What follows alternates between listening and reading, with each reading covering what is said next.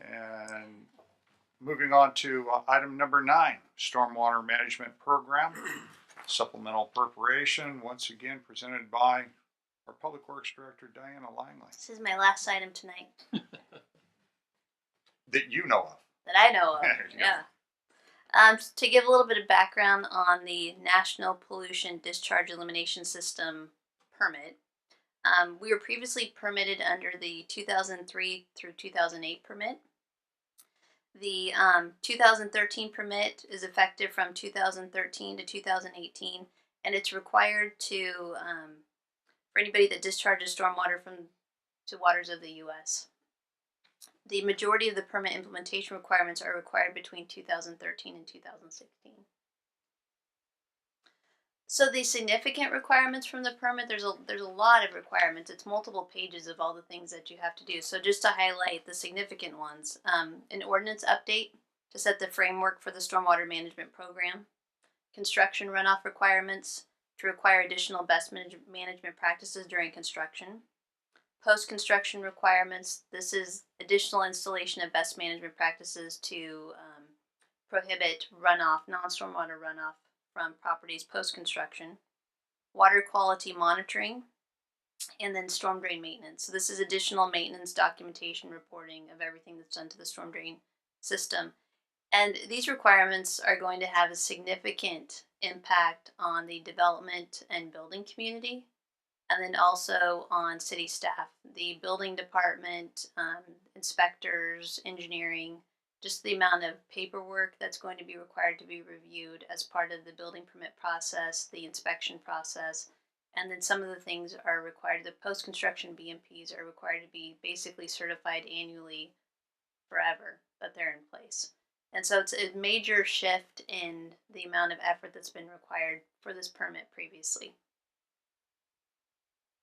So the fiscal impact annual permit fees are approximately $23,000. For the 2014-15 fiscal year, we programmed $70,000 in the capital improvement program. And what we're projecting is the actual cost is going to be closer to $115,000, which is why we're requesting the supplemental appropriation of $45,000. For 2015-16, we're anticipating $220,000 costs associated with the permit. For the following 2 years, it shouldn't be as high as $220,000. For 2015-16, there's a significant amount of staff time required on that particular year for implementation. But it's still going to be a significant cost in the following 2 years.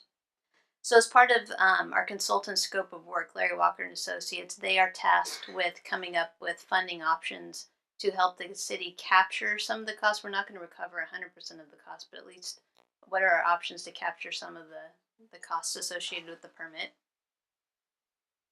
For the implementation schedule, in the 14-15 fiscal year, we've got the stormwater ordinance update, staff training, water quality monitoring plan, program evaluation improvement plan, and storm system mapping and testing.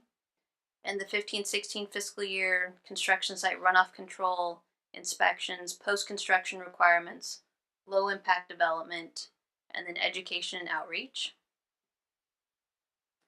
In 16-17, city facility assessment and storm drain maintenance and documentation.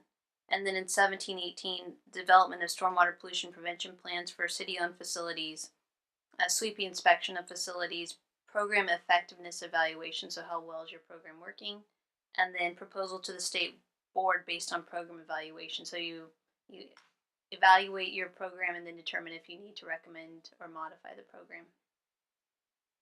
So with that, I'd be happy to answer any questions. Any questions of Diana? Yes, Diana. How far-reaching will this NPDES go, even to the point of people blowing things into the street, going down into the storm drains, which is just part of yard work for a lot of people and small businesses. I know some cities already have implemented, absolutely, they get fined for blowing stuff into the street that's going to be going down into the drains. That's how restrictive this is. Right. As part of the ordinance modification update, the recommendation is that property owners be responsible for vegetation, lawn clippings, leaves that come from their property, and that they would pick it up and clean it up off the street. And that's not us doing this. We're not that we wouldn't want to be good stewards, but this is a national standard that is Right. being imposed and implemented. Talking about waters of the U.S., we have to also remember that the federal government is trying to broaden what waters of the U.S. really means, which they're trying to take some of our drainage ditches that we still have in some of the areas of Yuba City, and because if they go down into Gill Sizer and if they're open and all that, that's going to be considered waters of the U.S. And they're really getting nitpicky about this, and so I just thought I'd point out that that's the way it's headed. So it's not going to be easy. No. Any other questions or comments from council? Any member of the public? Man, there's no movement tonight out there. Y'all are awake, right? All right. Pleasure of the council. I'll go ahead and make approval for staff's recommendation. I'll second. So we have first and a second. All those in favor signify by saying aye. Aye. Opposed? Hearing none. Item would pass. Moving on to